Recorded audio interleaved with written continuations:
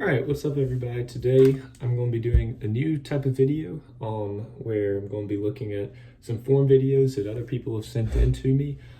This started back probably about a month ago. Someone sent a form video in the formwork channel on our local Discord, and I just gave some comments of stuff that I saw, and people loved it. Have sent more videos. I've commented on some other stuff, and so they had the idea that I should turn these into YouTube videos where I kind of break down what I'm seeing. So we're going to do that today. We've got a forehand throw and a backhand throw, two different players, both of them that I'm friends with are from the local community. Personally, I'm not a huge forehand guy, so my form advice there is kind of more theoretical than what I'm actually doing because my forehand also needs some work.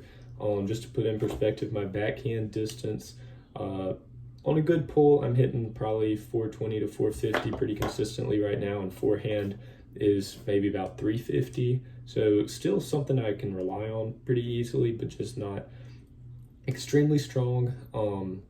But yeah, with that, let's get on into it. I've got my iPad to look through this on, and then I'm recording this with my phone. So it's not the best setup, but it does work, and it will be pretty convenient for me to just be able to scroll back and forth through videos. So that's how we're going to do it today, and I think it will work out pretty well. All right, so jumping right on into it, we are looking at Colby's forehand here. So I've looked at these videos like once, but I haven't really broken them down. So we're going to do kind of a initial reaction, and then also kind of break down a little bit slower what we see. So the videos were sent kind of poor quality. Okay. Videos were sent kind of poor quality, so I apologize for that. That's just how they are. This is the other one. So it looks like two, I know which holes these are. One of them's a little bit shorter of a drive, and one of them's a little bit bigger. Okay, so that's probably about 350 out there, maybe. That might be a little lenient. Okay, so let's look at this one. This is what I'm talking about. I can scroll through right here and break it down. Okay. So I've known Colby always has this little hop that he does. And so I've been learning recently about shuffling your feet when you are throwing a forehand. Sorry about that. Siri just went a little crazy on me. Okay, so the first thing is I know this hole, right-handed player, he's starting on the left side of the tee box. That's fine. Stepping into it looks good. So let's just address feet up to the upper body first.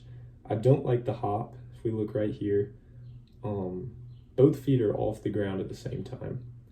Not the absolute worst thing that could happen, but look at this moment right here. This weight is off the ground and is moving together. I would like to see a little bit more time spent on his front foot, which in this case would be his left foot, and then shovel that right foot behind it or to the side of it without lifting that foot up necessarily. Because this is just, I mean, your body's floating in the air for a second here. Right here, we can kind of look back and forth. Let's go to the other video and check that out. Because I know this is a common theme in his throw. So here you can see it good with the shadows. We're floating right here. So I would like to see this more of a shuffle step, both feet on the ground, because basically what I'm seeing is right here, when this foot plants, this is the actual start of the throw. Because right now our momentum is floating in the air. Now we've caught ourselves on the ground. This is where the form actually starts. All of this, when both feet off the ground, this is just building up momentum. There's no form that we can really look at before these feet hit the ground because this is a good frame. We're just in the air. So we hit the ground. If it turns out our weight is a little bit curved here. Arms a little bit out from the body. I don't know enough about forehands. This might be one of those things that's just individual to each person. I feel like I've heard it said somewhere where like big forehands kind of more tucked into the body, maybe. I'm not sure. The big thing is that shuffle. And then let's go back to this other video for something I did see on the arm. So we're going to zoom in here. So let's look right here. Okay, so we've got a reach back, right? And then the reach back doesn't look super like engaged. And so when this elbow starts throwing forward right here, this is our max reach back, not this. Okay, so the disc is kind of just being a little bit lazy, honestly, back here, right in this time. And then once we get right about to throw, that's when we pop in and we throw it. So if you're wanting to add distance a little bit, because look at this back elbow. See how there's no like reach back from there. It's just kind of straight. So what we want is that arm to be popped back a little bit farther. We do create the lag, but it's not from a place of much of a reach back. So that's going to be a distance cap. That's going to be holding distance back. See if we can point that out in this other one. And that'll be about all I've got on the forehand again. Yes, okay. So we are reaching back here. And then we come in and look, this arm gets a little bit lazy. Lazy's not like a I don't care, but more of an unengaged. And so now look at where the start of this pull through is from. It's almost, also this disc is angled way too low to the ground. But again, that's one of those forehand things. Some people start up here, some people start way down. Anyway, but yeah, so there's not much of a reach back for when the pull through actually starts. So that's going to be a big distance capper. Follow through looks good. It looks like a healthy throw. It doesn't look like he's putting too much weight on, like too much pressure on his hips. I know that's a problem I have. Looks like a healthy throw, a replicable throw. It's a good shot. I mean, he gets good turn out of it. He knows his disc. I didn't really look at where this one went. It's a little bit blurrier. But yeah, I would just say we got to keep both feet on the ground for that shuffle. We can't have momentum and weight floating in the air on the tee pad. So turn that hop step into a shuffle step. Maybe slow it down a little bit. Also, with turning that into a shuffle step, I like how engaged this looks right here. We're about to throw. Maybe bring that front step in just a little bit so it's a little bit smaller. We're not having to hop into that, which is what our body's going for right here. Looks like a very athletic throw though. Just get that shuffle step out, get that reach back a little bit farther. The pop on the wrist is good, the follow through is good. Looks like a pretty high level forehand if we can get those two things worked out. All right, so now we're gonna hop into this backhand video. This is William. We're gonna take a watch at these real quick. Okay. I already see something I'm not a fan of, but I'll talk about that in a second. Okay. Just throwing a die drive. Drives are pretty cool. I think I remember this one went a little bit nose up and overstable. Zoom in on that. Yeah, okay. All right, so let's go back to this first one. So in form work, there's some stuff where there's objective things and there's kind of more opinion-based things. One thing, for example, that would be objective is if you're rounding is bad, no matter who you are. You can't say I built my form around rounding. No, that means there's a lot of room still to improve there. However, one thing that I do is if I've got a driver, I don't power grip. I don't power grip any shot. This is my grip. That's one of those things where you can be like, well, power grip, you should power grip everything. Like, that's bad. But it's really not. There's a lot of good players out there that don't power grip everything. And I don't need to get my game to where it is now. I don't feel like I'm missing out on anything by not power gripping. That's just one of those things that's kind of more opinion based. And so the first one I'll point out kind of what I'm talking about right here.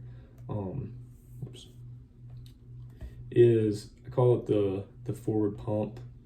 So right here before he throws that arm out forwards. I don't like seeing that. That's opinion based. I just don't really like that, but I don't think it really hurts the throw. Our current world champion Isaac Robinson, he does that forward pump, so I definitely can't say anything about it, but that's one of those opinion things. So looking more at the throw here, we do have the forward pump. The reason I don't like the forward pump is it's just bringing more area, more like movement into the disc before. You're not just starting at a point, reaching back and then pulling through. You're going forwards, then backwards, then forwards again. So you're almost building up a little bit of muscle memory in my mind right before you throw of a point to come back to. So if you are lazy with the forward pump right before you throw here, and that disc is not exactly where you want it, your body can sometimes throw it back to a place where that forward pump was, and that's not where you actually want to release the disc. Anyways, we'll ignore that though. So starting out the run up, let's look at the feet going up. All right, weight is shifted a little bit forward right here. You can see that already. He's on his toe, good. All right, this reach back is low, it's angled at the ground. The body is kind of moved back down with it. Then we're coming up and through, kind of up a little bit high by the shoulder. So this looks very similar to my brother Will's backhand form before he really worked on it. He did this very similar thing where he would reach down, he'd come up, and then he'd throw it. Now Will's brought it a little bit up, a little higher towards that back shoulder, but still, we want that reach back to be a little bit flatter. So maybe get the weight over the feet a little bit more. Kind of start in one spot, move it back, and then pull through. I think Will did the forward pump too, so it could be a result of that. But again, that's opinion based. That back foot coming off the ground looks a little awkward.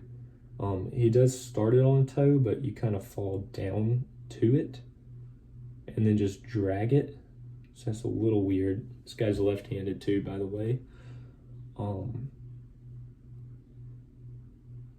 Yeah, that forward pump is just a little odd. Left arm, or I guess right arm for him, his not throwing arm, is not really engaged, but it's not in the way either. Let's take a look at this other one.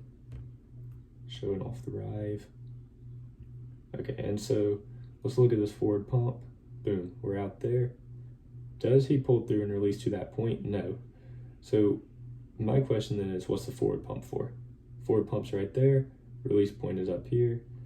They're just off a little bit, and that could be causing some off stuff in the throw. That's tiny though, we're not gonna worry about that. So we get the pump, we come back. We are reached a little less down this time, but look at how the arm has to go down and then swing up. You're doing this. You're losing speed by doing this. You want to go back, forwards, like a pulley. Use that back arm like a pulley and help keep that. So we're going down, we swoop it up, right? We swoop it up, so that's timing. That's slowing your whole body down to have to account for just a small thing. It's small, but again, that's one of those distance things. We can see the left, or the back arm, I keep saying left, the not throwing arm, not really engaged here. It's almost, I think it's just resting on his leg. I don't think I've ever seen that before, which is a little strange. Good pressure release. Again, this is a little bit nose up. Nose up issues are very common for this type of reach back where you kind of come down. So he reaches back down. His body then, as he's pulling across, because you're trying to pull across fast and with power, you go down and then you come back up. You're right here now because you've just swooped, and it's really hard to swoop and hit perfectly flat and then pull flat through. So it swoops, it's up a little bit, and then it flattens out. But then it's like it's creating a wave. So you're down, you're up, and then you're throwing, and you go nose up. Down, you're up, you're throwing, nose up. Very common issue there. That made my brother so mad when he was having those form issues, because he was like, I'm throwing so hard and it's just nose up and not going anywhere. Now I know William throws very far, so if he could fix that little bit of form thing, man, he could probably be bombing, especially if he got that back arm engaged. Footwork really looks good. William's an MA1 player. He argues he could go MA2 or MA1. I'm calling him an MA1 player. Again, this back foot is a little bit weird. See how it pops up to the heel then it goes to the toe, and then it just kind of drags through.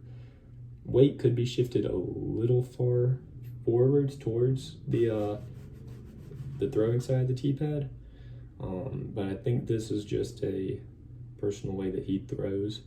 So yeah, I would say this looks really solid. I know William, I know he throws far. I would say opinion based, get rid of the forward pump while you're still having issues with that reach back. And then the main issue here is just that reach back goes low, goes high, and comes out flat. We'll take a look at this other one again from the side and see if we can see that. So we reach back, reach back low, we come up high, reach back low, we come up high, release it. I can't see the disc in this one because this one is blurry. See that release point. Their power pockets looked good in both of them. I mean, that's pretty solid. Again, weight's shifted a hair too far forwards, but not anything to be concerned about. That's not where the issue is. It's this reach back that's low. That's the problem right there. I was gonna look at release points, just like right there, and at the forward pump again.